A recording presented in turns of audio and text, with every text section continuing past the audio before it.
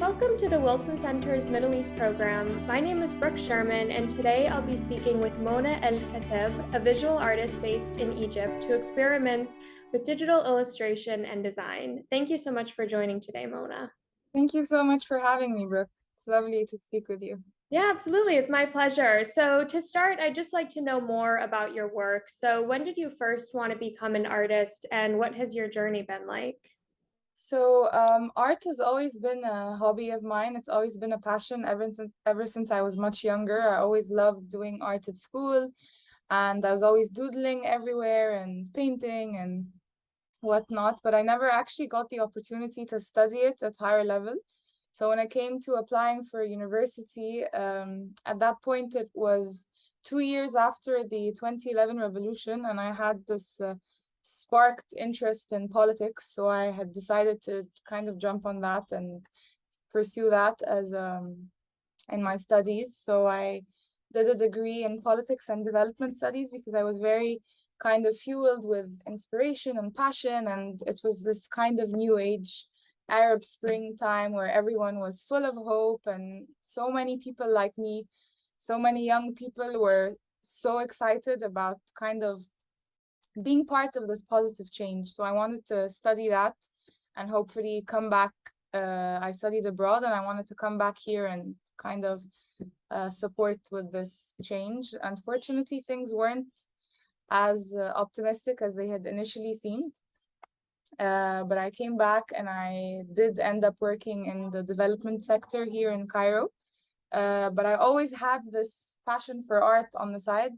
So I continued to do that as my hobby. And then eventually I started getting these side jobs that I was doing alongside my work. And about a year and a half ago, I decided to quit my full-time job and do this for a living. So it's been around a year and a half now that I've been working as a full-time artist, freelancing on various different jobs. And there's no one thing that I do in particular, but I kind of dabble in a bunch of different things.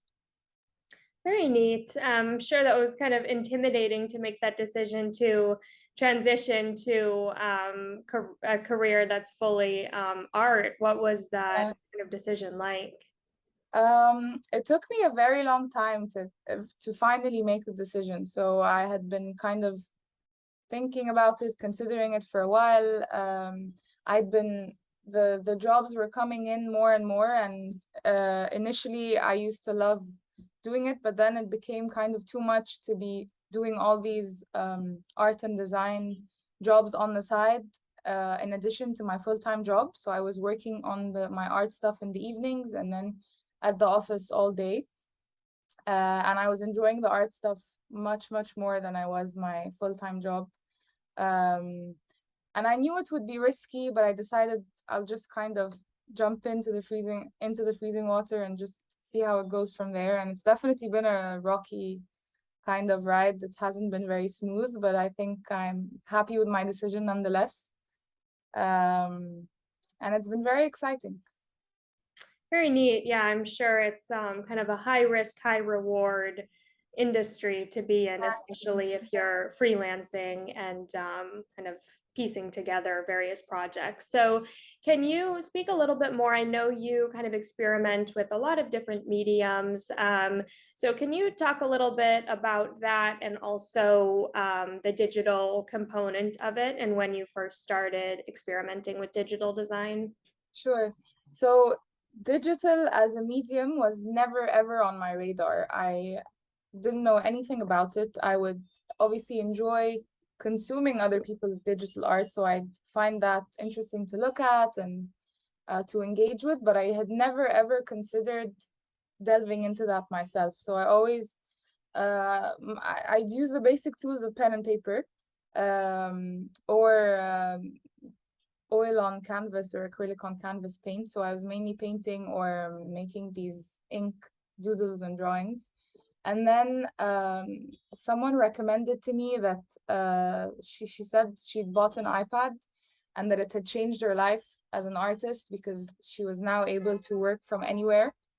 So it was super convenient. It was more a step towards practicality and convenience. I had never really made that switch because I hadn't yet known all these fantastic features that digital art provides and all this entire world of flexibility and malleability. So I wasn't even aware of that at the time. But when I made the switch initially, it was because I still hadn't quit my job. So I was still working full time and I needed something that was easy um, to work on without really the limitations of scale. So I wouldn't have to carry around a huge canvas. I could just work on my iPad screen and then print that in whatever size I wanted when I could. Um, and then that just opened the doors for me to explore all these amazing features that digital art offers.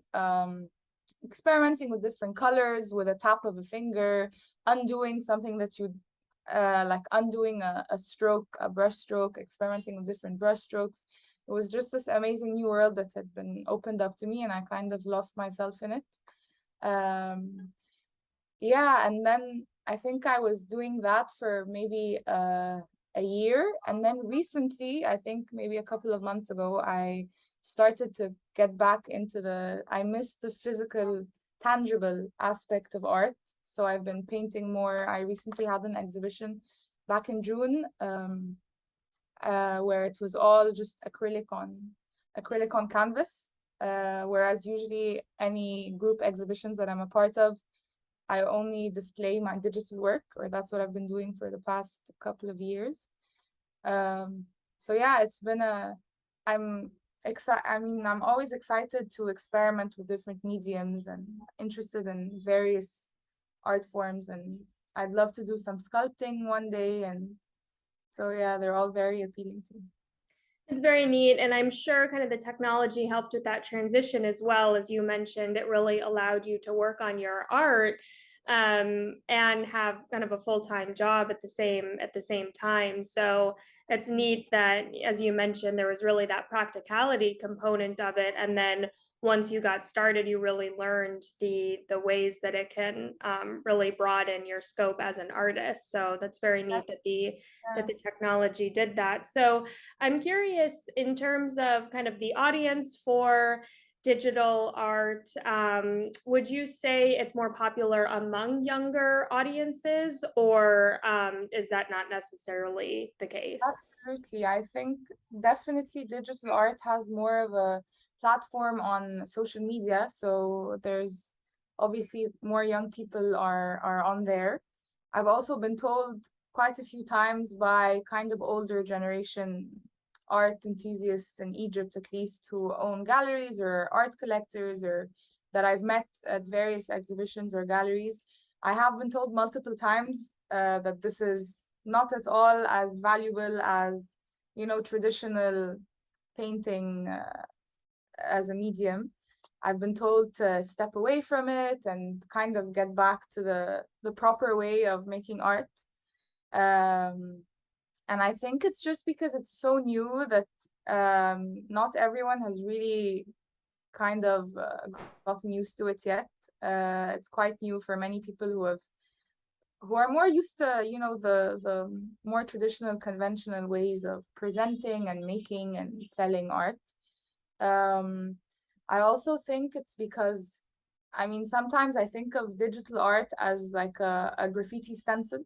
So instead of just making one of one copy, if there's a piece of art that I want to create, and it's coming from this deep place of this passionate fire that I want to kind of convey, or this message that I want to scream out onto the page, it's very difficult, obviously, to replicate that or to get that kind of distributed across. Whereas with digital art, it's basically like making a stencil, like an anti-war stencil, and stenciling it all around the city. It's much easier to distribute and it's much more accessible to people. And I think that recently, especially in the past 2 years, there's many people who are acknowledging that on Instagram, and people have realized that you can use your or other people's art as a tool to kind of gain momentum for a movement, to spread a certain message, or to engage in a conversation. So there's definitely an age gap, I think, in terms of how people perceive digital art. I want to get back to the point that you just made about the role of digital art in kind of social movements. But before we get to that, I'm curious. You'd mentioned kind of the accessibility of consuming digital art on social media, and as you just mentioned, it's kind of more portable to larger audiences. Would you also say, on the flip side of kind of the perspective of the artist, that it's also more accessible to people who are interested in art? You know, as you mentioned, you might not have been able to kind of practice art as much if you didn't have the kind of tools and the usefulness of the technology. And so I'm curious, kind of, if it's encouraging more people to experiment with art. And then, in addition to that, if it's allowing more women and other people who were traditionally left out of the art sector to practice their interests in their art. Um, I would assume that it would, but obviously I couldn't really speak for others. For me, it definitely has because it allowed me to be able to make my art in parallel to my full-time job. So I would have my iPad on me all the time. I'd sometimes work on my commute, or if I'm on a road trip, I'd be working on the way. So it definitely gave me that extra freedom to be able to make art whenever, or if I had a couple of minutes as I'm waiting for a friend to meet me, I'd work for just a couple of minutes and um, kind of it just makes it very flexible and very easygoing. So definitely for me, it did help me a lot, especially with my situation where I didn't have kind of longer periods of time where I could really truly focus fully on my art. Um, but I think to build on the point you made about the accessibility, I mean, I'd love to make another point about the audience that consumes this art is that I think very often art institutions can be a bit elitist. All these museums, they can be intimidating, and all these kind of art communities and collectors are generally associated a bit with potentially being a bit elitist. And I think that this art being kind of mass produced and mass consumed on social media, this digital art that's constantly being shared on Instagram, does make art more inviting and more welcoming, or does, I mean, creates a more welcoming environment for people to consume and engage with art. Um, so definitely that. I think there's also an incredible amount of emerging artists in Egypt, both men and women, who are making um, incredible advances and who are experimenting with different mediums. And um, I myself enjoy a variety of mediums. So I do obviously acknowledge all the benefits of digital art, but I also understand that there's other kind of more kind of I mean, it's more difficult to explain, but there's an experience also that comes with dipping your hands in the paint and getting your hands dirty and smelling the paper and experiencing kind of the brush strokes as you're moving the brush and using different brushes. And so there's definitely that too. And I can't really speak to whether, I mean, I guess I would assume every artist has their own preferences and they're probably ever changing. So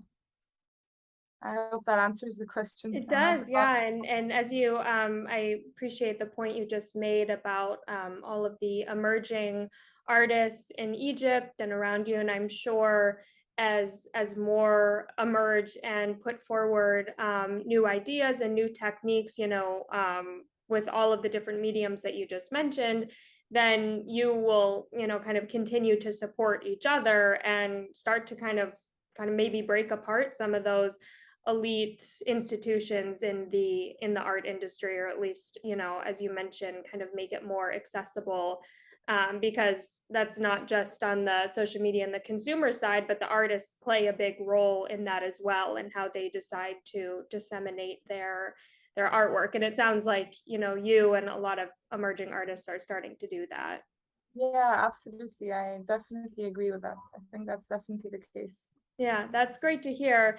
So shifting gears a little bit, I know you mentioned what kind of really first inspired you to get involved in art, aside from just your general kind of as a hobby, was the political changes that were taking place in Egypt and in the region. So I'm curious, kind of what themes related to that you still engage with, and how the topics of your work have changed over the course of your career. Okay, that's a very interesting question. So, as I had mentioned, I had originally intended to go in and study politics and development, and hopefully, maybe one day study law and become a human rights lawyer. And I hadn't obviously expected the climate or the environment to materialize the way it did. But I've always had a particularly passionate place in my heart for women's rights issues. Um, Growing up, it was always something that really hit home with me. And even in my studies, I'd always kind of focus on the gender aspects, and I'd sign up for all the gender classes and lectures. So I think it was kind of natural that when I began exploring my art, when I began giving more time to my art and discovering this powerful tool that I could use to either express just the feelings that I can't put into words myself, whether that be for me or for an audience, but also as a tool to spread a message that I think might resonate with people. And I think that many artists that kind of did the same thing in 2020, when I'm sure you've heard of the women's revolution that took place online 2 years ago in Egypt.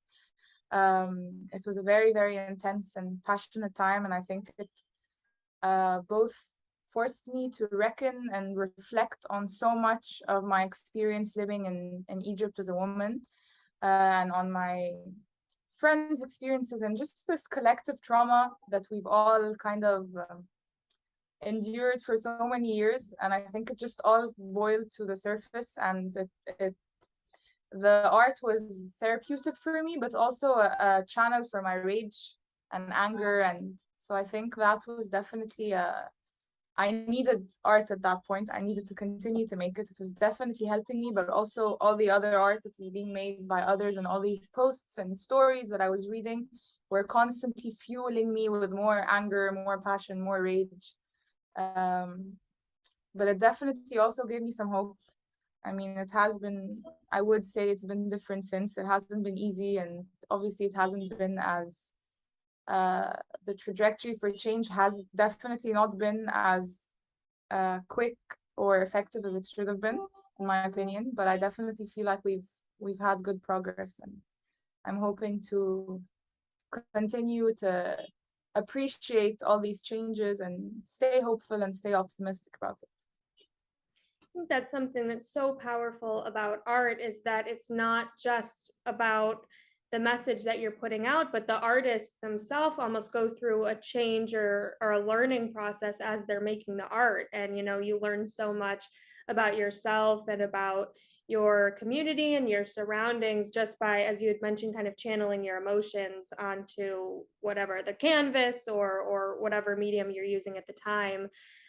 So it sounds like it was not just a time of change in Egypt, but also personally, and so for yourself. So you touched on this a little bit, but I'm curious, kind of after that period of really intense emotions and demonstration, or at least kind of being involved in the movement, how that then I guess kind of what were your next steps after that? Like what did you learn from that period? How did that then affect your career and your trajectory as an artist after that movement in 2020?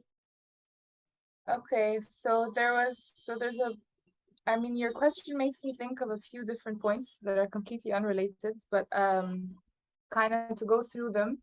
I think it was definitely a realization of the power of what someone has called artivism. And I think I learned so much from all these other amazing artists, and how they were using their art, and how they were incorporating text in their art, and how they were sharing it, and the ways that the ways that this art was evolving definitely was a great learning curve for me. A byproduct of, two different byproducts of that were also the fact that um, this was when I was really starting to put my work out there on Instagram. So before that, I'd been making art for myself and maybe selling a few pieces here and there. But didn't really have a social media kind of presence. And this is when I started posting more frequently. And there's been, I feel like, unintentionally, because this is when I kind of started to be more active on Instagram. People started to associate my work purely with that, so just with that. And I sometimes feel like there's a bit of like the equivalent of greenwashing, but for women's rights. I don't know if there's a word for that, but I feel like sometimes the opportunities that I get come just from this wanting to be associated with this narrative or movement or whatever, but with no real true intention for real tangible change. That's one of the byproducts that I felt. It's probably not as, I mean, I don't know to what extent this is like a substantial byproduct, but I definitely sometimes feel like this is something that happened. And then I also think that I burnt out completely because those few months were so intense, and I can only imagine how much more stressful and difficult it was for the people who are actually on the front lines, the women activists and the male allies and everyone who was really taking the hit for this. I mean, I wasn't at all one of the central figures of this movement, but the people who were endured insane amounts of stress and suffering and risks, often literally to their lives. So I mean, I can only imagine what they went through. But for me, speaking for myself, these few months, it was during summer. So I think it started on early July and it lasted, I mean, it just gradually, it kept building momentum, and then eventually it kind of got into this more, like it stabilized a bit. But that time everything, I mean, I was eating, drinking, breathing this content from on Instagram. So all these horrible stories and people sharing their own experiences, and it was forcing me to remember my own and things that I had repressed from my childhood, or just all these different experiences that make you into an Egyptian woman who has lived in Egypt or who has been raised here. And it just forced me to reckon and come to terms with so much that it was just this huge blow. And also obviously engaging with it through my art and forcing myself to express it and kind of taking it upon myself to spread the message as far and wide as I could, along with all these other people who were doing the same, and constantly feeling like I wasn't doing enough, like I should be doing more. So I was just, for a few months, literally just for the better half, for most of my day, I'm just reading all this horrible news before I go to bed, right as I wake up. And then I'm trying to make a post and trying to make it as clear and coherent as possible and trying to make it reach as many people as possible.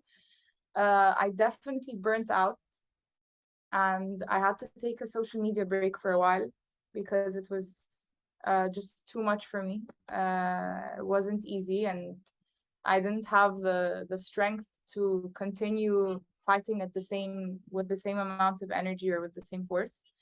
But having said that, obviously I have so much admiration for the people who either had no choice but to continue fighting, or who kind of really pulled through and just kind of continued the fight. It's very so powerful to hear kind of that firsthand account of that time for you, and how, kind of on one hand you were reckoning with all of this, kind of emotions, but having to reflect on, your however old you were, that many years of your life, and that at the same time translate that into something that other people then consume, and I'm sure um everyone kind of brings their own narrative to a movement, but for you as an artist, you're kind of putting your story out there for other people to then kind of consume and relate to. And so, as you mentioned, you kind of felt like this pressure, I'm sure, kind of a pressure to be the best version of yourself and to give as much of yourself to the movement. And I'm sure that's kind of I'm sure it's hard to realize when you're in the moment if it's too much or not. I'm sure it feels like you just need to give everything that you have, especially as you mentioned, because there are so many other people who are who are part of it as well, and I'm sure there's a feeling of not wanting to let them down, and other people in Egypt, but at the same time, you kind of need to reset and recharge. And Yeah, I'm sure that was a really transformative period, it sounds like. yeah. And I think there are so many women who are, whether artists or not, who are going through the same thing. And I got to meet so many people strangers that I met and became friends with online. And I remember at one point, one of these people, we were texting on Instagram, and she was kind of saying that she was um, sharing with me an experience that she'd had, because I had asked on my story, where I had kind of said that I was open to talking about anything, with if anyone has an experience that they'd like to share with me and talk about, that I'm here to do that. So she had shared her experience with me, and I had shared back how drained I was feeling and how exhausted I was feeling. And she was saying the same, and she was saying that it's been really hard for her to be on social media, and she's also needed to take a break. And then she was encouraging me to do the same, to take a break and take care of myself. And she said something along the lines of um, the choir having to take a breath at different times, so that they can all continue to sing together. And that really always resonated with me. So I always remind myself of that one sentence, that I need to rest so that I can keep going when others need to rest as well. And then that way we can all continue the fight, kind of. It's such an important, that resonates with me as well. That's a very, very good message that kind of relates to any part of your life, and it's such a great reminder. Sometimes it's just those little one sentence lines that really hit very hard. Yeah, So thank yeah. you so much for sharing that whole journey with us. So kind of thinking to wrap up, I'm just curious about kind of what your last year or so has been like, what the transition has been to fully working as an artist. I would certainly describe you as an entrepreneur, kind of working on your art as your career. So what are kind of the opportunities that you see in the art industry now? What are some of the challenges that you're facing? And just what is kind of your day-to-day like now as an artist? Um, so the main thing I've learned since quitting my job is that the discipline aspect has been a bit difficult for me, because there's no boss that I can refer to or show my work to and get feedback, or kind of for them to nag me to get my stuff done before the deadline. So that's definitely been a new kind of learning curve for me. It's a lot more flexible, and I think I've been quite flexible with the opportunities that I take as well.